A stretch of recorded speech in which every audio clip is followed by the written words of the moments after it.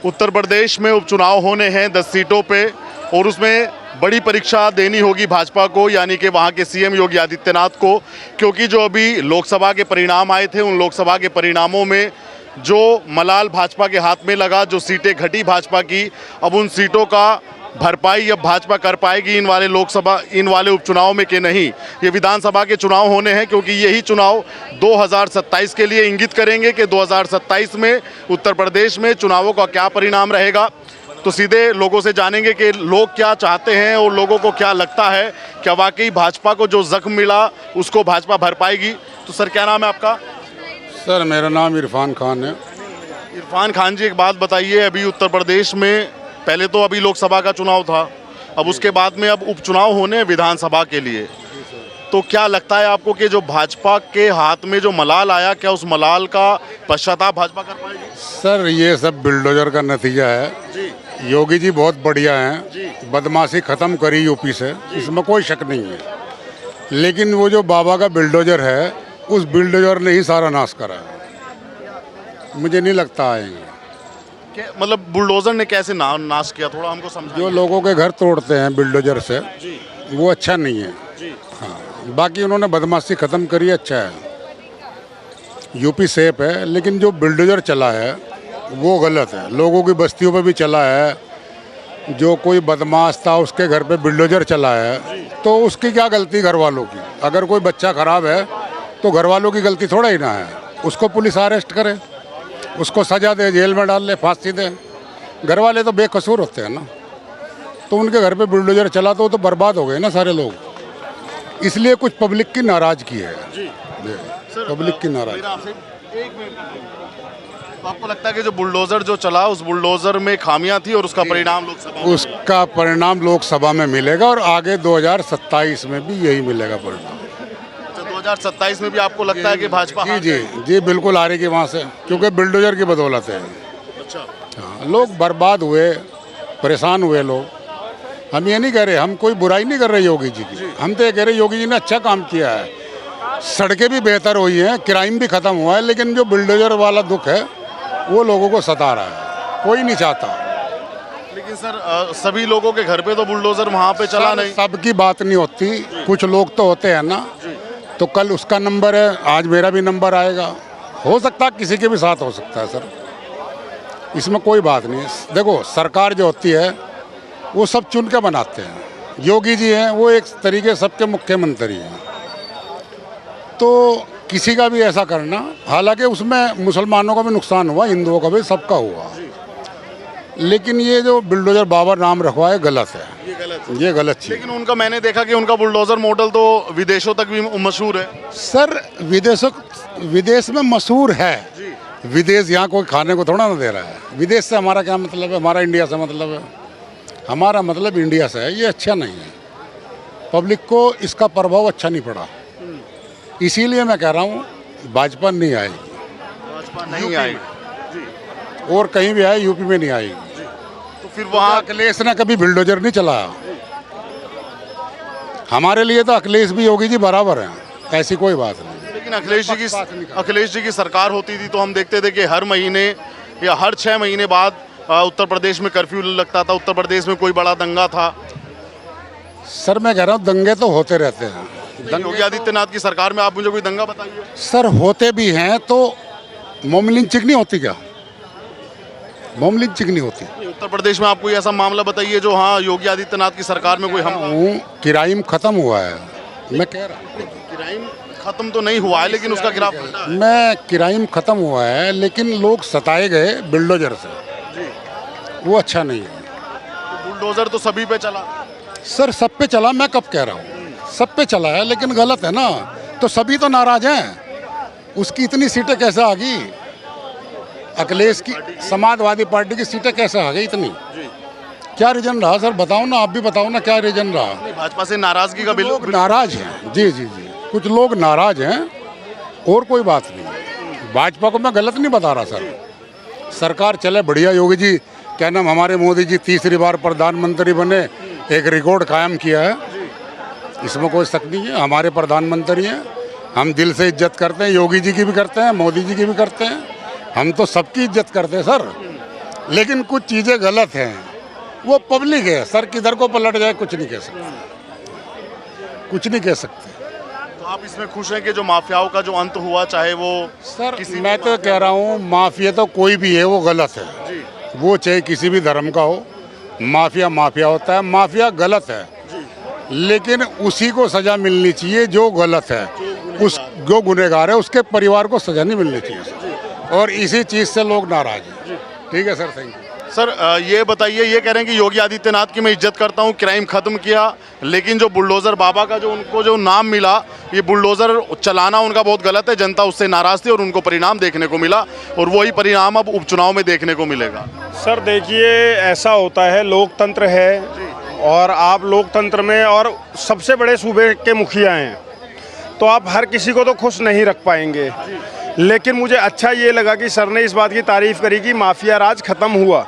अब इस बात को समझने की सबसे बड़ी ज़रूरत पता है क्या है? माफिया राज तभी ख़त्म हो सकता है जब उनके सही से नाकों में नकेल डाली जाए।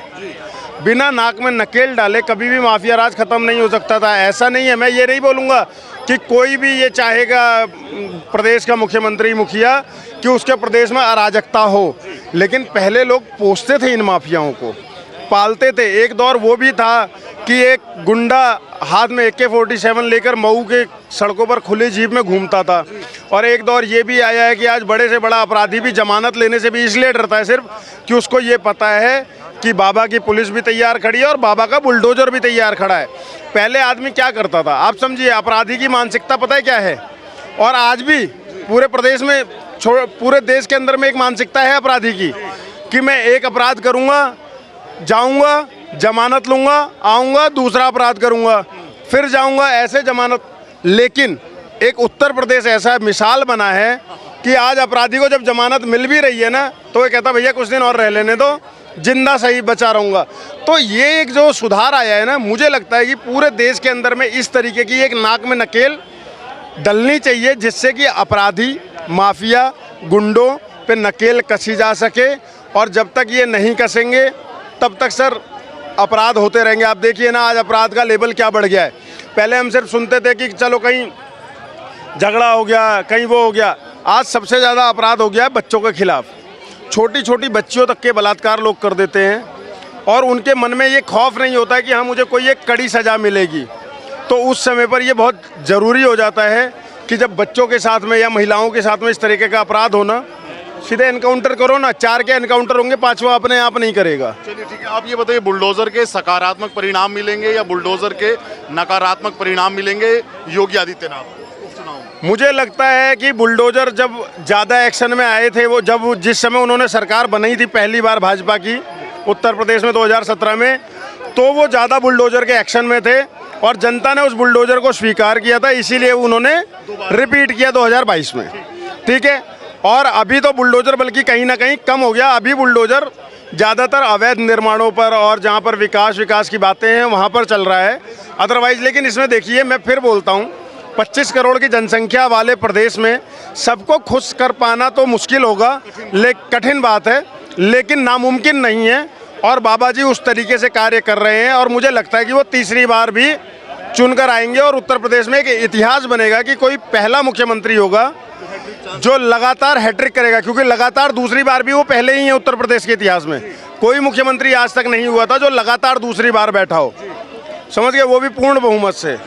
तो ये एक इतिहास रच चुके हैं वो, और दूसरा इतिहास मुझे लगता है कि तीसरी बार आकर वो रचेंगे, और ज़रूर रचेंगे, मुझे ऐसा लगता है। साहब, आपको क्या लगता है कि तीसरी बार? सर देखो, पब्लिक है, इसमें कुछ नहीं कह सकते तीसरी बार का, क्योंकि परिणाम अभी अच्छे नहीं है, वरना तीसरी बार भी आ सकते थे। लेकिन मैं उनके खिलाफ नहीं हूँ, मैं उनसे खुश हूँ कि क्राइम ख़त्म हुआ है, इसमें कोई शक नहीं है।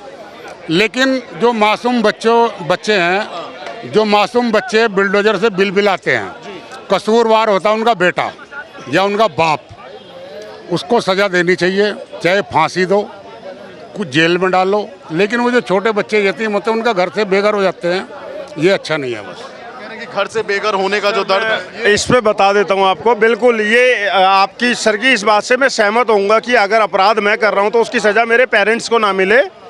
लेकिन मैं एक बात बताऊँ सर, मैं एक दिन में अपराधी नहीं बन सकता हूँ। मैं एक दिन में कभी अपराधी नहीं बन पाऊंगा ना, और अगर मैं अपराधी बना हूं ना तो सरकारें बाद में पोसती हैं, पहले वो माँ बाप ही पोसते हैं अपने बच्चे को कि हाँ अरे हमारा लड़का आज जेल हो गया है। बहुत से तो गर्व महसूस करते हैं इस पे। एक समय वो भी था कि लोग गर्व महसूस, अरे लड़का हमारा जेल गया है, जेल से भाई कुछ अच्छा काम करके नहीं गया है। और जब माँ बाप पोस रहे हैं ना तो उस सज़ा के अधिकारी वो भी हैं जिन्होंने अपने बच्चे की बढ़ती उम्र में उसको सही डायरेक्शन नहीं दिया। तो मेरा ये मानना है कि उतनी सज़ा नहीं तो इतनी ही सही, क्योंकि मुख्य सज़ा तो अपराधी को ही मिलेगी, लेकिन उतनी नहीं तो इतनी तो कम से कम मिले, समझ रहे हो। तो मैं तो इस चीज़ को मानता हूँ कि अगर कोई भी कल को मैं अगर अपराधी बनता हूँ ना, कल को अगर मैं अपराधी होता तो उसमें मेरे माँ बाप का हाथ जरूर होता। कैसे होता वो बता देता हूँ। पूत के पैर पालने में दिखने लग जाते हैं, फिर भी चलो आपने इग्नोर किया, बच्चा है, लेकिन जब एक बढ़ती उम्र आती है ना उस समय पर ध्यान देना बहुत ज़रूरी होता है अपने बच्चे के ऊपर। जब बच्चा पहली बार किसी के साथ में झगड़ा करके आए ना, हमारे पिताजी ऐसा करते थे, चाहे हमारे किसी से भी झगड़ा हो डांट हमें पड़ती थी। हमारे दिल में एक डर बैठ गया कि भाई हम कुछ भी अगर कहीं से शिकायत आई घर पे तो डांट पड़ेगी। भाई साहब गली में गाली नहीं बक सकते। आज तक हमारे मुंह से अपने माता पिता के आगे कभी साले वर्ड नहीं निकल सकता। इसका कारण ये है कि हमारे माता पिता ने हमारी वैसी परवरिश करी। और वहीं पर एक ऐसी औलाद होती है कि वो गोली मार कर आई है और वही पिता जा रहे हैं उसकी जमानत की अर्जी लगा रहे हैं, वो छुड़ा कर लिया है, तो उसका क्या होता है, मन बढ़ जाता है। जब 17, 18, 20 साल का बच्चा अपराध करता है और उसकी जमानत कराकर माँ बाप लाते हैं ना तो उस बच्चे का मन बढ़ जाता है, कहता है मेरे पीछे तो मेरा बाप खड़ा है, फिर वो और बड़ा क्राइम करता है और फिर धीरे धीरे वो गर्त में जाता चला जाता है और एक दिन ऐसा माफिया बन के उभरता है फिर किसी पुलिस की गोली का। क्योंकि देखो मेरा एक मानना है कि शायद इंसान न्याय कर पाए ना कर पाए, लेकिन वो ऊपर जो त्रिभुवन के स्वामी बैठे हैं ना वो बिल्कुल न्याय करेंगे। और अगर आप किसी को सताओगे तो एक दिन आपको भी कोई सताएगा, आप किसी को मारोगे तो एक दिन आप भी किसी गोली का शिकार होगे। ये सिंपल है। मैंने आपकी सब बात मान ली, ये बताइए लेकिन अखिलेश जी ने ये बुलडोजर क्यों नहीं चलाया? सत्ता तो उनकी भी थी। सर मैं बता देता हूँ ना क्यों नहीं चलाया। आप एक बात को समझिए सर, शायद अगर उत्तर प्रदेश से हैं तो रिलेट करेंगे। मैं उत्तर प्रदेश से आता हूँ। सपा ने गुंडों को न सिर्फ रोकने की कोशिश भी नहीं करी, उल्टा उनको पाला। अगर कोई बहुत बड़ा माफिया बना ना सर तो उनके संरक्षण में बना। मुलायम सिंह यादव जी को देखो भारत रत्न तक दिया गया, इतना बड़ा सम्मान दिया गया, नेताजी कहते थे, जन नेता कहते थे, लेकिन उन्होंने सबसे बड़ी गलतियां पता है क्या करी? वो अतीक अहमद जैसे गुंडे जाके हाथ मिला लेते थे मंच पे, ठीक है। वो मुख्तार अंसारी को कहीं ना कहीं संरक्षण देते थे, और न सिर्फ मुख्तार अंसारी और ऐसे कई हिंदू बाहुबलियों को भी उन्होंने संरक्षण दे रखा था। जब सरकार में बैठकर प्रदेश का मुखिया बदमाशों को, बाहुबलियों को, और मुझे तो ये बाहुबली वाला शब्द समझ में नहीं आता सर। बाहुबली का मतलब पता है क्या होता है? लोगों की रक्षा करने वाला, वो होता है असली बाहुबली। जो फिरौती मांग रहा है, अपहरण कर रहा है, मर्डर करवा रहा है, चाहे वो हिंदू हो, मुसलमान हो, जैन हो, सिख हो, बौद्ध हो, ईसाई हो, वो किस बात का बाहुबली भैया? उसे सीधे बोलो ना कि आतंकवादी है, गुंडा है, मवाली है, मेरी नज़र में, समझ गए। लेकिन आप कह रहे हो कि वो अपहरण करेगा, आप कह रहे हो वो मर्डर भी करेंगे, आप कह रहे हो कि वो बच्चों के साथ में भी अन्याय करेगा, छोटे छोटे बच्चों को कट्टे पकड़ा देगा, और उसके बाद आप कहोगे वो बाहुबली है। नहीं, ये डेफिनेशन नहीं हो सकती बाहुबली की। बाहुबली का मतलब होता है वो ताकतवर इंसान जो लोगों की सुरक्षा के लिए आए, जो महिलाओं को, बच्चों की सुरक्षा के लिए खड़ा हो, उसे बाहुबली कहते हैं। तो इन लोगों ने वो डेफिनेशन ही बदल दी थी बाहुबली की, समझ गए। और इन लोगों ने पोषित किया इन बदमाशों को। गुंडा राज चलता था सर। एक सपा का छोटा सा झंडा लगा लेते थे ना, और गाड़ी से चल रहे हैं, पुलिस वाला हाथ दे दे तो उसका तबादला हो जाता था। समाजवादी पार्टी का झंडा अगर समाजवादी पार्टी, जिस गाड़ी पर झंडा लगा हुआ है समाजवादी पार्टी का, अगर उसको पुलिस वाले ने हाथ दे दिया तो भाई साहब उसका तबादला हो जाता था। लेकिन आज चाहे वो भाजपा का हो, चाहे बसपा का हो, चाहे सपा का हो, चाहे किसी कांग्रेस का हो, उत्तर प्रदेश में बाबा ने एक नियम लागू कर दिया, किसी की गाड़ी पर ये सारे फालतू की चीज़ें नहीं होंगी। वीआईपी कल्चर खत्म कर दिया। और आपने देखा होगा कितनी वीडियो वायरल हुई हैं।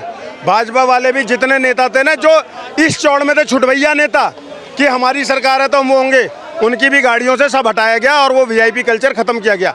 ऐसा एक मुखिया होना बहुत ज़रूरी है, मेरा मानना ये है जी। तो आपको लगता है कि विधानसभा जो 27 में चुनाव होंगे या जो अभी जो 24 में होने हैं उपचुनाव, उसमें कोई समस्या भाजपा के लिए? मुझे नहीं नज़र आती ऐसी समस्या। मुझे लगता है कि योगी जी तीसरी बार रिपीट करेंगे।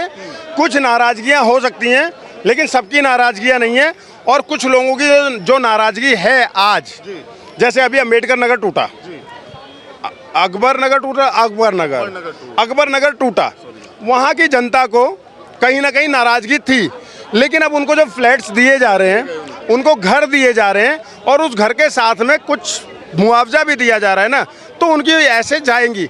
अभी एक और प्रेम नगर या कुछ ऐसे करके लखनऊ में एक और वो टूट रहा है।